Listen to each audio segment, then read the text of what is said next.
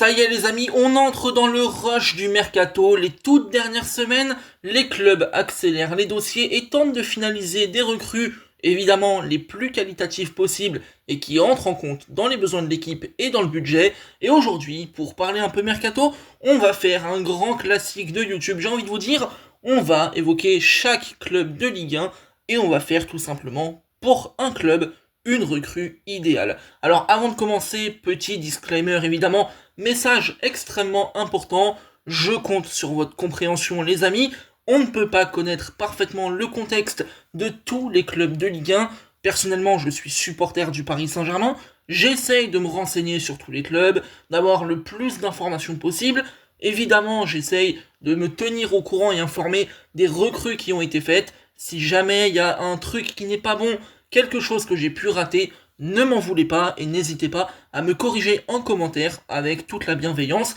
mais sur ça, je compte sur vous et il n'y a aucun problème. Pour les recrues les amis, on va procéder de manière extrêmement simple, vous connaissez un peu la chanson, recherche au niveau des infos, pas de problème. Ensuite on va un peu regarder sur Transfermarkt les joueurs qui peuvent être intéressants au niveau du poste recherché et bien sûr au niveau du prix qui est annoncé.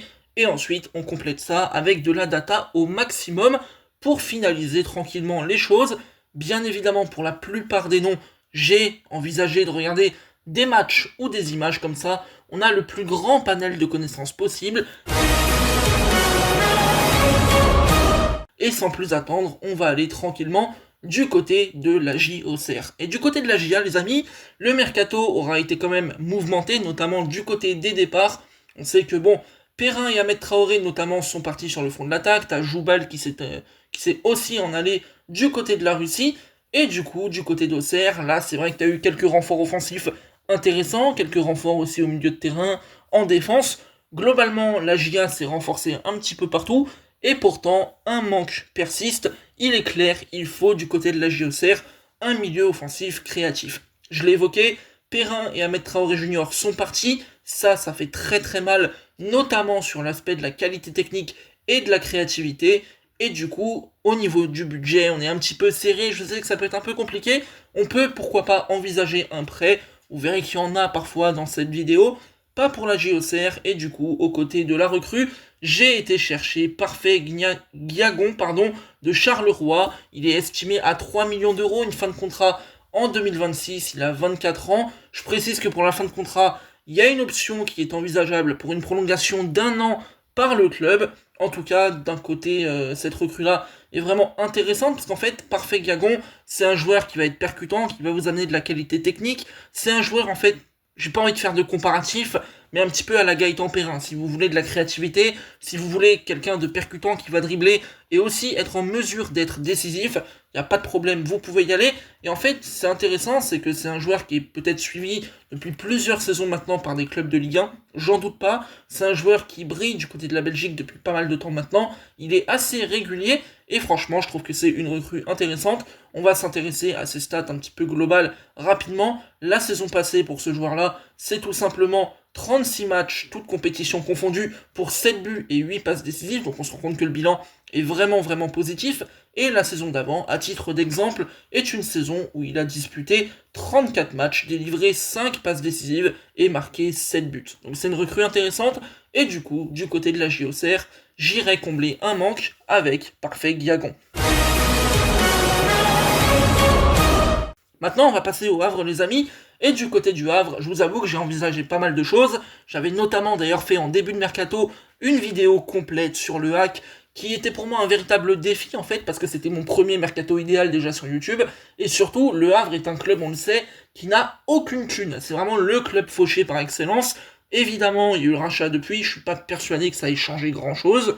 Le Havre est un club qui doit faire très attention aux finances. C'est un club qui a pas mal renouvelé son équipe et aujourd'hui, avec un contexte compliqué, pas d'argent, tu dois renforcer ton équipe. Et là, pour le coup, je vais utiliser la carte Joker un petit peu, le prêt d'un joueur, donc forcément une option gratuite, ou en tout cas la plupart du temps gratuite au niveau des prêts. J'estime que du côté du Havre, il faut un milieu défensif. C'est vrai qu'au début, j'avais fait une vidéo avec mon ami Corofoot, où on a parlé mercato et tout, je l'avais pas mal aidé là-dessus. Et j'avais plutôt en fait envisagé un défenseur central au cas où il y ait des départs. Après, j'ai vu les commentaires sous sa vidéo, je me suis un petit peu recentré pour certains clubs, et du coup, du côté du Havre, j'estime qu'il faudrait plutôt un milieu défensif. Il y a aussi le potentiel départ de Touré que tu peux envisager. Rassoul Ndiaye est peut-être un peu trop léger pour être titulaire en Ligue 1, et du coup, au niveau de la recrue, j'envisage un prêt, comme je vous l'ai évoqué, un joueur qui évolue dans le nord de la France, et on va aller dépouiller encore une fois Lille avec Hugo Ragoubert. Alors je crois pas qu'il soit parti quelque part, hein, j'ai vérifié, en théorie il est toujours à Lille, et du coup Ragoubert c'est un élément qui est intéressant, milieu de terrain, surtout défensif en vrai, mais il arrive quand même à être relativement complet, techniquement c'est propre, défensivement c'est propre, il a fait une vraie belle saison en N1, après en Ligue 2 avec Dunkerque où il a confirmé ce qu'il avait fait, pas de problème. Aujourd'hui, je considère que Hugo Ragoubert est un élément prêt à sauter le pas, à aller en Ligue 1, et du coup, pour le Havre, je tenterai ce coup-là, gratuit, malin, qui peut s'avérer efficace, un petit peu à l'image de Mwanga qui était venu en prêt. Là, on est un peu dans le même délire, donc pour le coup, je considère que ce serait quelque chose de vraiment cohérent. Et puisque je vous ai dit qu'on allait dépouiller Lille, et bah les amis, on va aller renforcer le LOSC, hein, tout simplement. Lille qui connaît honnêtement un mercato extrêmement compliqué. Tu risques de perdre Bafodé Diakité, Zegrova potentiellement à l'OM, potentiellement il pourrait être réintégré au groupe, mais dans quel état psychologique il pourrait être, à quel niveau de performance véritablement tu pourrais le mettre, c'est assez délicat d'en parler pour le coup. T'as aussi Lucas Chevalier qui normalement, au moment où vous voyez cette vidéo, est un gardien du Paris Saint-Germain, l'accord a été trouvé, il est en train de passer sa visite médicale, c'est compliqué, le mercato lillois est très très compliqué. Personnellement, je sais bien évidemment que Romain Perraud devrait arriver, je l'ai noté, il devrait arriver, mais en fait au moment où je suis en train de vous parler, il passe tout simplement sa visite médicale, il est arrivé à Lille et tout, pas de problème, donc il va signer. Par contre, je considère vraiment que ça doit être un joueur, j'espère, de rotation, parce que je suis vraiment pas emballé par la recrue, et du coup, vous l'avez compris, je cherche un latéral gauche, cette fois-ci titulaire, j'ai mis 10 millions d'euros de budget maximum. C'est vrai que c'est un peu compliqué, Lille pour le coup sur ce mercato, mais pas des sommes énormissimes, c'est un peu délicat. Le mercato lillois est pour moi vraiment très mal engagé, mais on essaye quand même d'amener de la qualité, et du coup j'essaye d'attirer un latéral gauche titulaire. Malheureusement ça risque d'être un peu compliqué, parce que son club a vendu Maxime de Kuyper, on sait jamais, voilà, si jamais il peut être libéré ou quoi, on va aller le chercher, et je vais aller chercher Joachim Seyss du Club Bruges. Il a une valeur marchande à 8 millions d'euros. Au niveau du profil, je cherchais surtout un latéral plus à l'aise défensivement. Et là, ce qu'on va faire, les amis, c'est que je vais vous montrer tout simplement sa data. Et en fait, vous allez vous rendre compte d'un truc, c'est que c'est un élément qui, défensivement, est à l'aise. Il remporte beaucoup de duels défensifs, ça, il n'y a pas de problème. Hein. 98 centiles, voilà, devant mes yeux. C'est assez incroyable. Un profil intéressant qui joue principalement à droite au niveau de son poste, mais il est gaucher, donc pour moi le mettre latéral gauche n'est pas un problème du tout, et honnêtement je trouve que c'est un élément de qualité. Il est encore jeune, hein, je crois qu'il a 22-23 ans maximum, donc honnêtement c'est un élément qui pour moi serait qualitatif.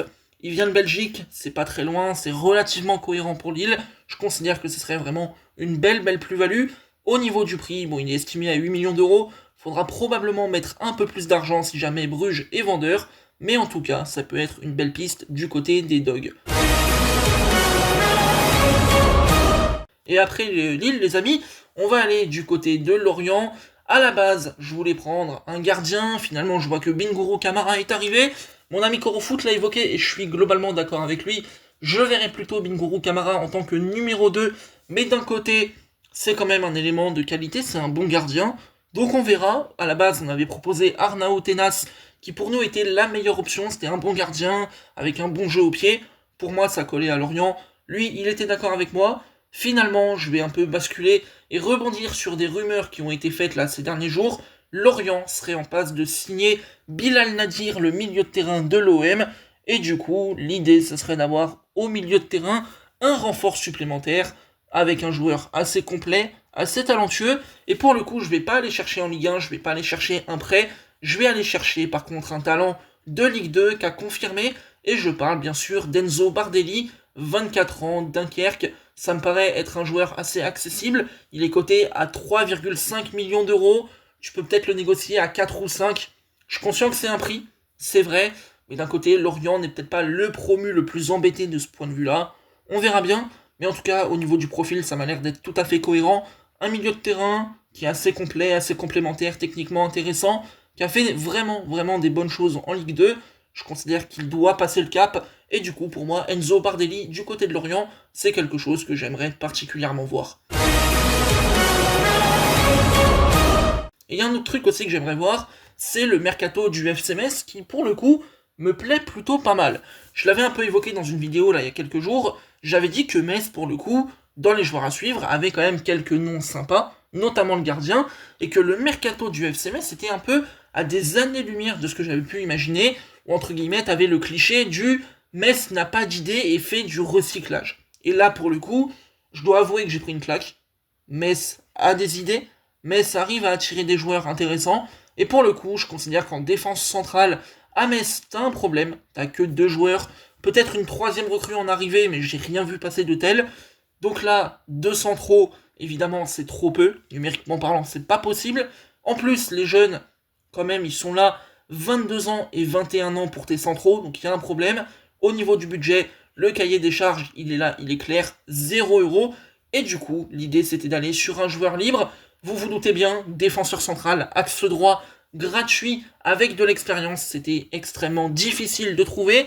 J'ai pas voulu faire de prêt, parce que ça me paraissait un peu trop facile et même à la fois un peu trop compliqué de trouver. En tout cas, j'ai trouvé quelqu'un, une recrue libre, et je parle de Nikola Maximovic, l'ancien défenseur de Naples, l'ancien défenseur de Montpellier. Il a aujourd'hui, si je dis pas de bêtises, 33 ans. Le problème avec lui, la grande interrogation, c'est qu'il s'est fait les ligaments croisés. À quel moment, à quel niveau, et comment va-t-il faire pour revenir à son niveau? Il y a un vrai doute, mais d'un côté, je le redis, je le répète, le cahier des charges est compliqué. Central droit, expérimenté, 0€. Honnêtement, il n'y avait pas 20 000 solutions. Et en plus de ça, ce qui est bien avec Maximovic, c'est que ça a été évoqué du côté de Montpellier. Le club cherchait des salaires tout petits, et pour le coup, Maximovic rentrait complètement dans ses critères. Donc pour Metz, cette recrue-là défensive me paraît être une option tout à fait cohérente. Maintenant les amis, on va partir de Metz et on va aller du côté de la principauté à l'AS Monaco. C'est vrai que Monaco a un problème au poste de gardien depuis plusieurs années, je vais pas vous cacher, pas de spoil là-dessus, le poste il est clair, hein, là-dessus à cibler, il n'y a pas de problème. Le poste de gardien, c'est un poste où Monaco a vraiment enchaîné les mauvais choix, les erreurs de casting. Aujourd'hui, c'est vrai que t'es potentiellement proche de faire Radeki. Au moment où j'en parle, rien n'est fait, c'était sorti il y a un peu quelques temps, pas d'avancée depuis. Pour le moment, Radeki n'est pas à Monaco, et du coup, je vais aller renforcer le poste de gardien. Je tiens à dire aussi quand même du côté de Monaco qu'on a un sacré bel effectif, que Monaco n'a pas forcément besoin d'autres renforts ailleurs. L'effectif, il est fourni, il est d'une grande qualité, et du coup, pour la recrue, je vais prendre un gardien que j'ai déjà évoqué sur la chaîne, notamment pour les gardiens que Lille devait recruter pour remplacer Lucas Chevalier. On va en Belgique, du côté d'Antwerp, et on va aller chercher Senne Lamens, un gardien qui est jeune, un gardien qui est talentueux, et pour moi, ça fera totalement l'affaire. Et en vrai, je me dis, même j'y ai réfléchi tout à l'heure, si Radeki arrive dans les buts pour être titulaire, potentiellement, tu peux mettre Senne Lamens dans la balance. Peut-être pas le recruter cet été, ou alors le recruter, mais le prêter 1 an dans son club, et ensuite, ça deviendra ton titulaire. C'est un gardien qui a vraiment du talent, qui a vraiment un certain potentiel aussi, donc pour le coup, ça pourrait être une bonne option, Radeki ou pas Radeki, pour maintenant ou pour plus tard.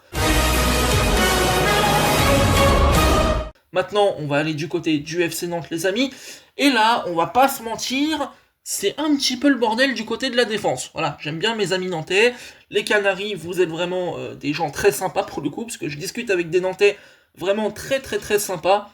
Par contre, on a un souci, on a Radakovic qui est arrivé, qui est déjà poussé vers la sortie. C'est assez incroyable, le mec est arrivé, il pourrait repartir le même été. Donc on est sur une erreur de casting absolument irréaliste. On a Nathan Zézé qui est parti en Arabie Saoudite, Castelletto qui est parti également. Et du coup, du côté de la défense au FC Nantes, tu te retrouves un petit peu à poil. Et ça m'a l'air d'être assez délicat de gérer ce dossier. Donc du coup, je considère que c'est peut-être le secteur défensif qui pose problème à Nantes, qui est peut-être le secteur le plus faible de l'équipe en l'état. Le budget, je l'ai mis à 2-3 millions d'euros. En vrai, je considère qu'il faudra monter un petit peu plus. Je sais pas dans quelle mesure Nantes pourra le faire et voudra le faire, mais en tout cas, ma recrue, elle est ciblée. C'est un défenseur central qui joue en Allemagne au Werder Bremen. Il a 27 ans et je parle d'Amos Pieper.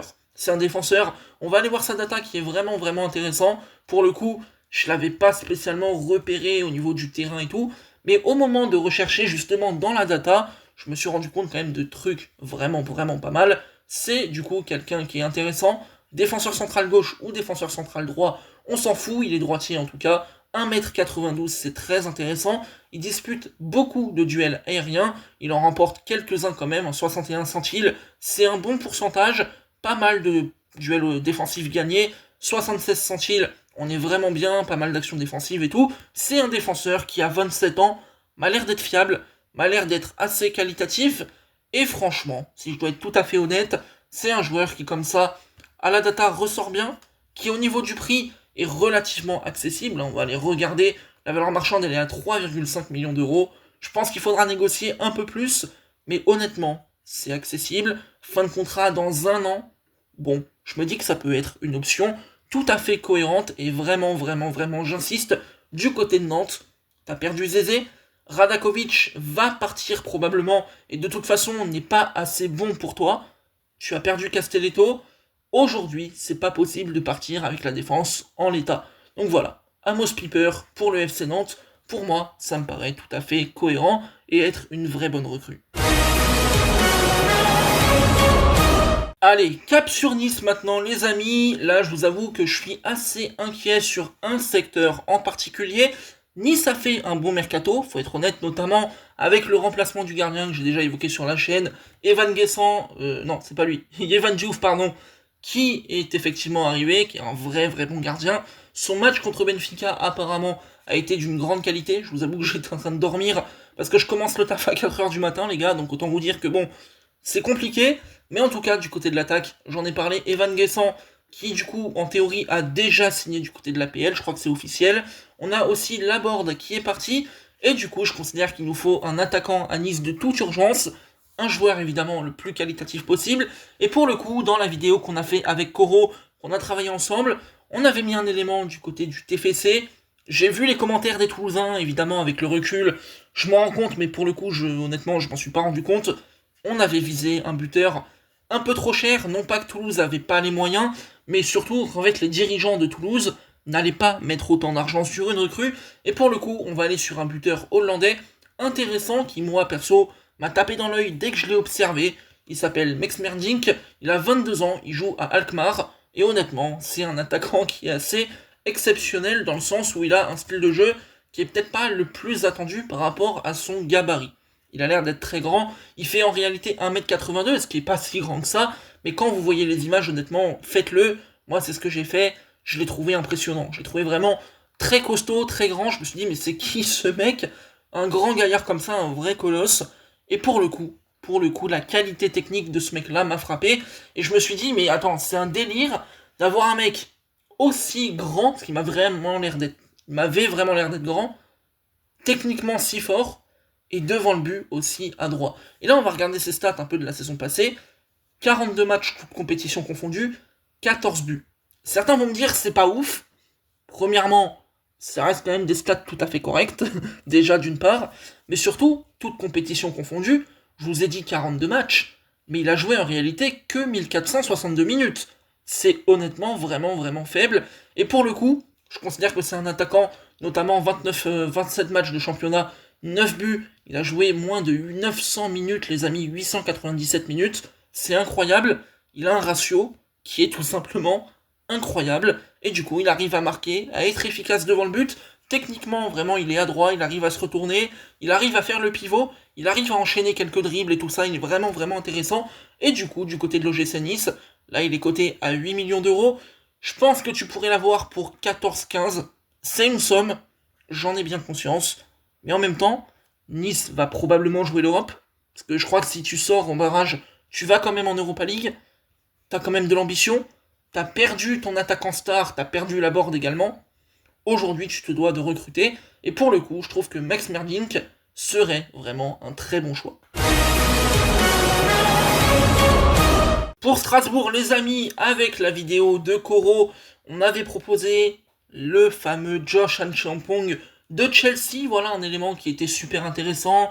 Je cherchais un latéral droit si Doué venait à partir, il y avait des rumeurs à ce moment-là. J'ai bien compris que les Strasbourgeois ne voyaient pas Guéla Doué partir. Maintenant, je vais pas vous mentir, j'ai décidé d'en faire qu'à ma tête. Non, blague à part, j'ai décidé d'anticiper un potentiel départ de Guéla Doué si jamais ça venait à arriver. Évidemment, j'ai retenu quand même les commentaires des Strasbourgeois sous la vidéo de Coro. Pas beaucoup de postes à améliorer du côté de Strasbourg, ça on le sait. Par contre, tu sais que pour recruter, t'as pas de prêt possible, c'est terminé. Strasbourg a utilisé son quota, t'as plus de place d'extra-communautaire. Et donc du coup, la piste Josh Achampong, qui m'avait l'air d'être intéressante et cohérente, est tombée à l'eau. Honnêtement, j'avais pas connaissance de tous ces critères-là. Je m'en étais pas rendu compte en fait de ce que Strasbourg avait fait. Et du coup, là, j'aimerais apporter quelque chose, un élément différent et surtout, un latéral droit, vous l'avez compris, ça pas de problème, mais avec de l'expérience, parce que Strasbourg est une jeune équipe, et du coup, je pense qu'elle aurait besoin potentiellement d'être encadrée. Et pour remplacer potentiellement Guéla Doué, j'aimerais aller sur un joueur argentin, un joueur de Villarreal, et vous l'avez compris, je parle évidemment de Juan Foyth. Il est estimé à 15 millions d'euros, fin de contrat, si je dis pas de bêtises, en 2026, on va vérifier ça tout de suite. C'est un élément évidemment de qualité, polyvalent, il défend bien, fin de contrat effectivement jusqu'en 2026, donc il est dans la dernière année de contrat, c'est très très bien. Il a éventuellement un passeport espagnol si jamais il y a quelque chose à redire au niveau de la place extra-communautaire, pas de problème. C'est un élément, comme je l'ai dit, polyvalent, central, latéral droit. Pour le coup, ça peut faire le taf, il est vraiment de qualité, et je considère, oui, bien sûr que c'est cher, c'est vrai, 15 millions de valeur marchande, ok, mais Strasbourg, évidemment, a de l'argent, d'une part, Strasbourg se doit d'être ambitieux, et certains me diront, oui, mais c'est pas crédible de voir Juan Foyth à Strasbourg. Moi, je leur dirais un truc, c'était pas crédible, il y a quelques saisons, d'imaginer Strasbourg aujourd'hui attirer des gars comme Petkovic, comme André Santos. Aujourd'hui, c'est possible. Voilà, Strasbourg, aujourd'hui, est dans la capacité totale de faire un mercato de qualité, d'attirer des vrais bons joueurs. Il y a la Coupe d'Europe qui est là. Alors évidemment, c'est pas la Ligue des Champions, mais quand même, elle est là. T'as les moyens, t'as un public et une ferveur incroyable, t'as un groupe de qualité. Alors honnêtement, c'est peut-être un peu comme ça, fantastique, bien sûr, mais c'est le principe même de ce concept-là. Il faut y croire et se dire qu'en vrai, dans le football, tout peut arriver. Et on va essayer d'aller viser cette option de qualité avec Juan Foyth de Villarreal, pardon. Du côté d'Angers, les amis, là, je vous avoue que le chantier, il est peut-être un peu complexe, parce qu'encore une fois, on parle des clubs français qui n'ont pas beaucoup d'argent. À Angers, on a été clair, on ne mettra pas un centime sur le mercato. Non pas qu'Angers ne veuille pas recruter, mais en fait, t'as pas les moyens de le faire, tout simplement. C'est compliqué, on sait, voilà, on connaît le contexte autour du foot français. Je considère qu'il y a besoin d'une rotation en attaque. J'ai bien conscience qu'il y a Sidiki Sharif au poste de buteur. Enfin, Shérif, pardon, au poste de buteur. T'as Le Paul, évidemment, qui est là en attaquant star et tout, pas de problème. Il est très très bon et perso, je le kiffe vraiment à fond. Mais pour le coup, je pense qu'il vaut mieux prêter Shérif dans un club de Ligue 2 qui s'adapte, qui gagne du temps de jeu et qui se développe. Et derrière, aller prendre une option de rotation. Et avec Coro, on avait proposé du coup Belfodil, si je me trompe pas. C'était une option qui pour moi était crédible. Et en fait, à l'époque, pourquoi ça ? Parce que je cherchais un attaquant expérimenté, libre, du coup qui te coûte 0. Et il n'y en avait pas des masses. Il n'y en avait vraiment pas beaucoup. Et en fait, là, j'ai un peu changé ma réflexion. Je reste sur les mêmes critères, mais au lieu d'aller chercher quelqu'un de libre, on va aller chercher un prêt, un de plus, et on va aller du côté de l'OM, non pas Neil Maupay qui est mis en vente par les Marseillais, mais on va aller sur Faris Moumbagna, qui est un élément aujourd'hui qui m'a l'air d'être complètement bouché. Il y a Amine Gouiri, il y a Aubameyang, au pire du pire, il y a Neil Maupay qui pour moi passe devant. Aujourd'hui, son avenir, il n'est pas à l'OM. Je pense pas que Marseille pourra le vendre comme ça, j'ai rien vu passer de tel. Donc aujourd'hui, je me dis que oui, à Angers, pour la rotation, pour faire souffler ton attaquant, pour peut-être amener d'autres qualités et du jus, tout simplement, de la dalle angevine, comme on dit, tu ramènes Faris Moumbagna de l'OM en prêt. Ça m'a l'air d'être économiquement tout à fait cohérent, sportivement plutôt pas mal, et donc du coup, voilà ma proposition pour Angers. On va aller du côté de Brest maintenant, les amis. Et du côté de Brest, là pareil, le poste à recycler, j'allais dire, à recruter, il est assez clair. Pas de problème. Tu sais que tu as perdu Bizotte, que ça va être extrêmement compliqué de le remplacer. C'est un gardien qui a été tellement bon, tellement performant du côté de Brest, que tu pourras pas faire mieux, en fait, hein, tout simplement. En tout cas, très très compliqué. Je sais que Brest est déjà sur un gardien, mais tant pis, je propose ma piste quand même. On avait proposé avec Oro Matthew Ryan, qui m'avait l'air d'être une piste tout à fait évidente, pour ne pas pomper le travail qu'on a fait sur cette vidéo-là. J'ai décidé de changer, et du coup, je vais aller sur un gardien libre, Yvon Mvogo, qui est libre du coup aujourd'hui, et un ancien gardien du FC Lorient. Alors ce que je savais pas au moment où j'ai fait cette piste, c'est qu'en me renseignant, j'ai trouvé un truc. Brest avait déjà sondé Yvon Mvogo. Je ne savais pas. Honnêtement, aujourd'hui, je ne sais pas où ça en est au niveau des discussions. Est-ce que c'est mort, pas mort? J'en sais rien. Mais en tout cas, si jamais c'est possible, il faut le signer. C'est un gardien qui est libre, donc forcément pas d'indemnité de transfert. Tu dois payer une prime à la signature et un salaire qui vont peut-être être un peu plus conséquents, alors que tu pourrais peut-être économiser. Mais d'un côté, tu payes pas de transfert, c'est intéressant. T'as un gardien qui a été le meilleur gardien de Ligue 2 sans aucun doute. Un gardien performant en Ligue 1, international, expérimenté, qui a connu des grands clubs et l'étranger. Aujourd'hui, je pense que tu peux pas faire meilleure option qu'Yvon Mvogo au cage. C'est un gardien qui pour moi coche toutes les cases du côté de Brest. Et honnêtement, le poste de gardien aujourd'hui pose vraiment problème. Alors il faut agir. Du côté du Paris FC, les amis, on va aller chercher tout simplement un buteur titulaire. C'est vrai que Jean-Philippe Crasso est un bon attaquant. Maintenant, ça m'a l'air d'être un petit peu léger pour être titulaire dans un club avec les ambitions du Paris FC qui va vouloir performer en Ligue 1. J'estime que Paris, pour ce poste-là, aura un budget de 20 à 30 millions d'euros à peu près. Mon cahier des charges, il est assez clair. Je veux un buteur titulaire, fiable, expérimenté en Ligue 1, mais que tu peux encore développer. Et du coup, la solution, elle est tombée sous le sens. Elle est très claire, elle est très simple. On va aller sur Arnaud Kalimundo de Rennes. L'ancien attaquant de Lens du Paris Saint-Germain est une option vraiment intéressante. Coté à 22 millions d'euros seulement. Pour moi, c'est très très bien. Un joueur régulier, on va voir les données de performance. Il a vraiment été régulier. 156 matchs de Ligue 1, 53 buts, 18 passes décisives. J'ai été voir aussi d'un point de vue data, il est très très bien coté au moment où il faut marquer des buts. Il a vraiment cette capacité-là à faire les choses. Il est noté là dans les points forts. Marque beaucoup, a besoin de peu de tirs pour marquer, très bonne pointe de vitesse. Je sais aussi que Kalimundo fait de très très bons appels de balles. C'était vraiment une de ses grosses qualités au PSG quand il était jeune. Honnêtement, ça me paraît être la meilleure option. Tu pourrais aller sur Ablin, tu pourrais aller sur d'autres éléments. Je sais que Paris vise Ablin, Bayo et compagnie. Honnêtement, si tu dois aller chercher un buteur, autant mettre l'argent, autant aller sur un élément de qualité. Comme je l'ai évoqué, joueur fiable, Kalimundo m'a l'air d'être relativement fiable. Expérimenté en Ligue 1, pareil, il a 156 matchs au compteur. Mais tu peux encore le développer. Kalimundo est un élément qui a seulement 23 ans, c'est tout jeune.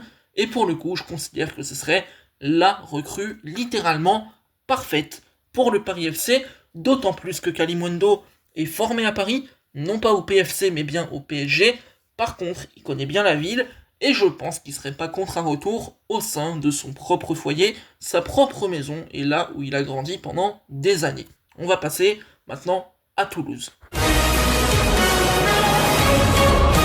Et du côté de Toulouse, du coup, je vais rester sur le même poste, littéralement que le PFC. Un attaquant, je pense que voilà, le TFC, la saison passée, a eu des gros problèmes de finition. C'était l'équipe qui sous-performait le plus au niveau de cet aspect-là. Il faut un attaquant. Par contre, t'as vraiment un budget, comme je l'ai évoqué plus haut, de rat. C'est-à-dire que les dirigeants ne veulent pas poser un franc 6 sous là-dessus. Donc c'est compliqué de recruter. Et pour le coup, vu que t'as besoin d'un attaquant clairement performant, mais que tu veux pas poser d'argent, et ben je vais y aller sur un prêt. Et on va aller chercher, les amis, Myron Boadou de l'AS Monaco. Alors il a été prêté la saison passée du côté de Bochum en Bundesliga. On va aller s'afficher ses stats à Boadou. Il a vraiment été pertinent, j'ai eu des bons retours de son prêt et tout. C'est un attaquant qui vient aussi, voilà, il est néerlandais, il vient du championnat des Pays-Bas. On sait que Toulouse aime bien recruter les Bataves, les Scandinaves et tout ça. Donc pour le coup, recrutement relativement cohérent, je trouve. Économiquement, ça fait sens, on peut clairement le dire. Du côté de la Bundesliga, la saison passée, il a mis 9 buts en 19 apparitions, une passe décisive. C'est un joueur qui, au niveau du jeu de tête, va être tout à fait pertinent. C'est un joueur qui, au niveau de la finition, va être tout à fait pertinent également. On va chercher encore une fois ces données statistiques et je vous les affiche. Efficace face au but, 95 centiles, c'est colossal tout simplement. C'est un joueur qui a besoin de peu de tirs pour marquer. Il marque beaucoup, efficace devant le but. Pour le coup, c'est vraiment bien. Dans le jeu de tête, il est adroit. C'est parfait. Voilà, tout simplement parfait. Économiquement, tu prends pas de risque, parce qu'en fait, tu fais un prêt. Tu arrives à attirer un bon joueur, qui est cohérent par rapport à ta politique de recrutement. Pour le coup, les amis, je pense que j'ai fait le taf à Toulouse, et je ne vois pas ce que je pourrais proposer de mieux. Le problème de Toulouse, c'est vraiment cette sous-performance en attaque. Tu sais que tu as signé Santiago Hidalgo, c'est vrai. Maintenant, j'attends plus de garanties quand même. Et tu as aussi le départ de Zakaria Abourlal, qui est évidemment dommageable. C'était un bon attaquant, pas forcément le meilleur au niveau de la finition, ça c'est clair. Mais en tout cas, il t'amenait pas mal de dangers, et c'était peut-être ton meilleur atout offensif. Donc pour moi, du côté de Toulouse, on va aller chercher en prêt Myron Boadou. Pour le RC Lens, les amis, on va aller chercher un milieu de terrain au profil le plus complet possible. Évidemment, l'idée c'est de remplacer le départ d'El Ainaoui, même si c'est très très compliqué de le remplacer vraiment comme tel. C'est un profil qui est tellement rare, tellement bon, tellement performant, qu'en vrai le remplacer à proprement parler n'est pas vraiment possible. On sait qu'à Lens, t'as quand même fait un vrai bon mercato, t'as été chercher Baidou en défense, très bon choix. Thauvin en attaque, je vais même pas vous en parler tellement c'est élite, mais les gens ne s'en rendent pas compte et vont comprendre un peu plus tard. On a le recrutement de Robin Risser, Pierre Sage aux commandes, j'en ai déjà pas mal parlé sur la chaîne, c'est une des équipes qui me hype le plus pour la saison prochaine, et honnêtement je vois même Lens aller très haut, et même en Europe, en tout cas du côté du mercato, pour aller chercher ce milieu de terrain, je vais, comme Lyon, aller chercher à Liverpool, on va voir, peut-être que tu peux l'avoir en prêt, c'est un jeune de 20 ans, et je parle bien sûr de Stefan Bajcetic, le milieu de terrain complet de Liverpool. Beaucoup d'élégance, beaucoup de qualité chez ce joueur espagnol. Il a 20 ans comme je l'ai dit, valeur à 9 millions d'euros, donc c'est peut-être un peu cher. Ça, j'en conviens, je suis bien d'accord. Par contre, il a été prêté, je crois, 2 saisons de suite. Pour le coup, pourquoi pas tenter un prêt supplémentaire? Ça peut le faire. Peut-être une option d'achat. En vrai, il faut voir ce que tu peux faire et ce que Liverpool pourrait accepter.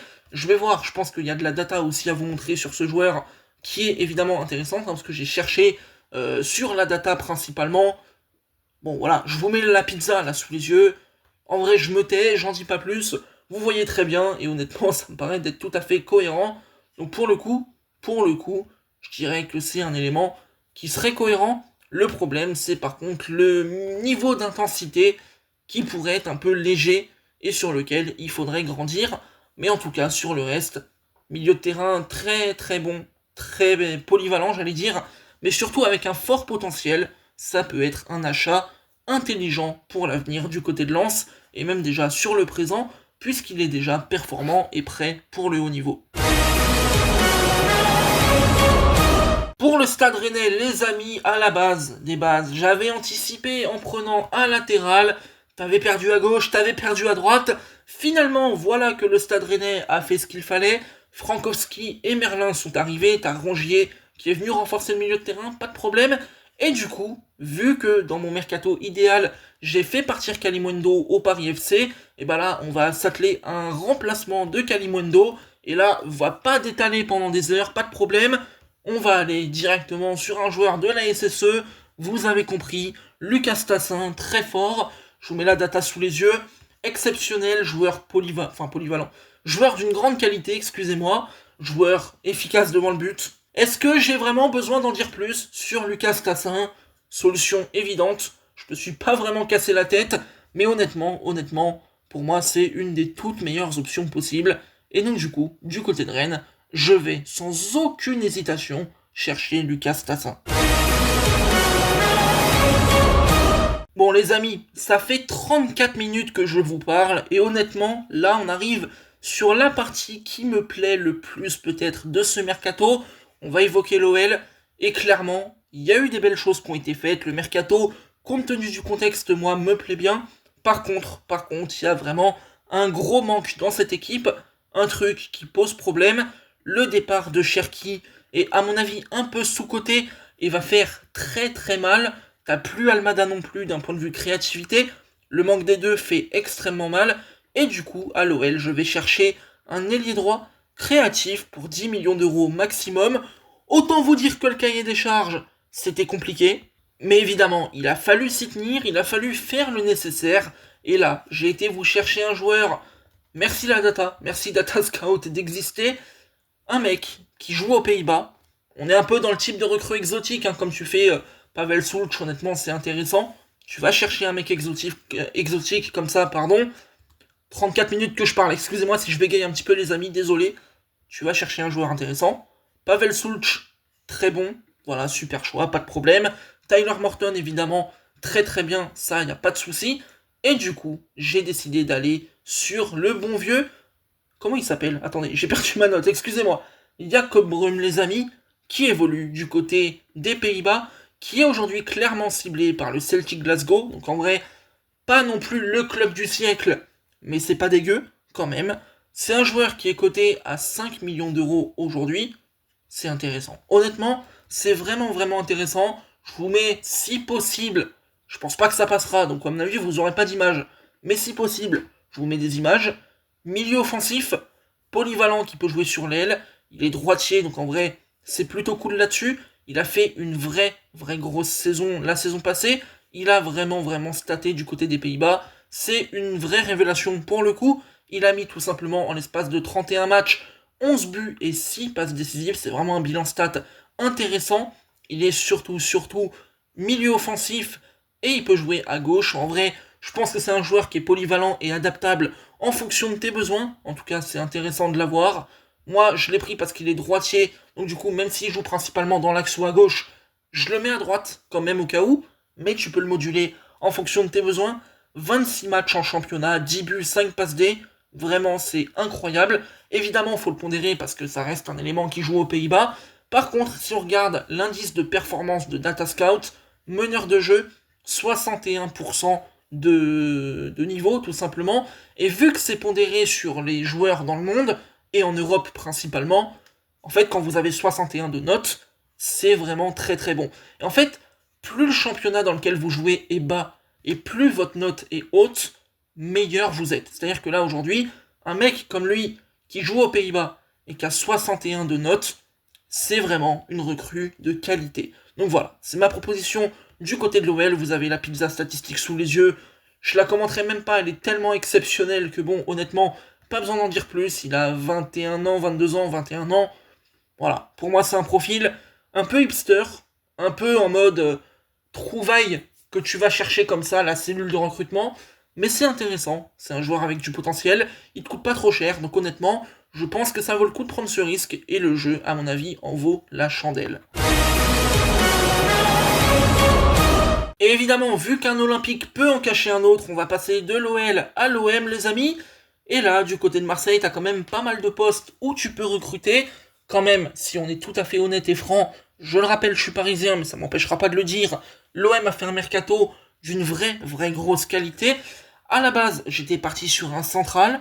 Après, j'ai changé mes plans. Je suis parti sur un latéral gauche.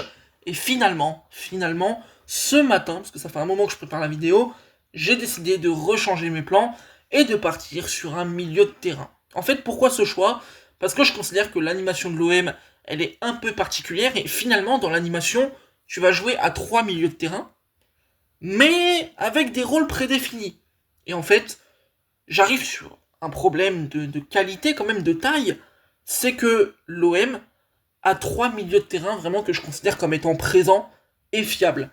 C'est-à-dire Rabiot, Højbjerg, Gomez. Après, t'as rien. Après, honnêtement, sincèrement, t'as pas grand-chose. Et en fait, ce que je veux dire par là, c'est que Kondogbia, trop fragile. Harit, interrogation. Quel niveau? Est-ce qu'il sera encore là la saison prochaine? Je ne sais pas. Unai est potentiellement sur le départ. Aujourd'hui, du côté de l'OM, c'est compliqué.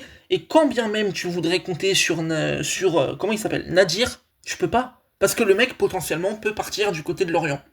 Donc c'est assez incroyable. Et honnêtement, je sais même pas quoi dire du côté de l'OM. Il faut un milieu, ça me paraît assez urgent. D'autant plus que l'OM, faut être honnête, au bout d'un moment, faut arrêter les excuses. Coupe de France, tu te dois d'être ambitieux. Championnat, tu te dois d'être deuxième sans trembler. Et en Ligue des Champions, tu vas jouer à minima 8 matchs.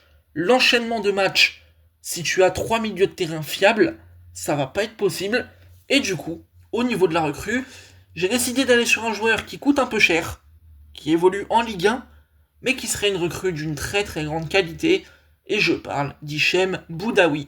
Alors évidemment, il joue à Nice, donc c'est peut-être un peu compliqué, Nice voudra pas le lâcher, avec la Coupe d'Europe et tout, faudra probablement mettre le prix, mais en même temps, l'OM m'a montré sur ce mercato qu'ils avaient la surface financière, ça c'est une chose. Je considère que Boudaoui est peut-être le meilleur élément pour toi à aller chercher, il est pas trop vieux, il est pas trop jeune, bon, c'est cool, c'est un milieu qui est excellent en box-to-box, il est littéralement à 96 centiles, il est considéré comme étant le meilleur box-to-box de Ligue 1, c'est absolument indécent, une data évidemment super intéressante. Aujourd'hui, je considère que c'est vraiment la recrue parfaite du côté de l'OM, évidemment algérien, à l'entente avec Amine Gouiri potentiellement, ça peut être cool, ils jouent aussi en sélection ensemble, donc en vrai, pour moi, si je devais dire une recrue du côté de l'OM, j'irais sans aucun doute sur Hicham Boudaoui, et ce serait une option de vrai grand luxe pour De Zerbi. Et enfin, pour finir, les amis, on va aller du côté du Paris Saint-Germain, et vu que je parle depuis plus de 40 minutes maintenant, et que je sens que j'aurai pas la force de finir cette intro, enfin cette vidéo, avec une outro, je vous le demande maintenant, likez et abonnez-vous pour me soutenir. On est bientôt aux 1000 abonnés, j'espère que je vous ai fait kiffer avec cette vidéo. On va finir avec le Paris Saint-Germain tranquillement les amis. Pour moi, la recrue parfaite, c'est pas compliqué. C'est un joueur qui pourrait évoluer tantôt au milieu de terrain, tantôt en ailier droit, dans le demi-espace. Et du coup, on va aller chercher un mercato cohérent du côté de Paris. Une recrue qui ferait sens, nécessité collective, travail, qualité technique, un joueur qui évolue en Ligue 1, vous l'avez à mon avis deviné, je vais chercher Magnès Akliouche. Pour moi, honnêtement, il n'y a pas mieux côté parisien. Tu cherches un joueur techniquement très bon, tu l'as. Tu cherches un joueur qui peut marquer et faire des passes D, tu l'as. Tu veux un joueur qui va travailler au milieu de terrain, tu l'as. Tu veux un mec jeune à développer, tu l'as. Et si tu veux recruter en Ligue 1, parce qu'il y a de la qualité, et ben là aussi tu l'as. Pour moi, Akliouche coche toutes les cases, c'est la recrue parfaite à faire en attaque. Est-ce que ça sera possible? Est-ce que ce sera faisable? Monaco demande peut-être un peu trop d'argent, peut-être que Paris attend de pouvoir dégraisser, notamment Kang-in Lee, à qui je pense. On verra, mais en tout cas, si Paris doit faire une recrue, bien au-delà de Zabarni qui est réglé, bien au-delà de Chevalier, qui est au moment où on se parle probablement déjà le gardien du PSG, eh ben j'irai sur Magnès Akliouche, qui pour moi est vraiment une option XXL, et ce serait un véritable choix de luxe dans la rotation pour Enrique. Sur ce les amis, je vous souhaite une excellente journée, n'oubliez pas le like et l'abonnement comme je l'ai évoqué, je vais aller boire de l'eau parce que là j'en peux plus du tout, on se retrouvera très bientôt sur la chaîne, il y aura du bon contenu, on va parler mercato de plusieurs clubs et tout, pas de problème, n'oubliez pas le like, l'abonnement, et je vous souhaite une excellente journée, salut!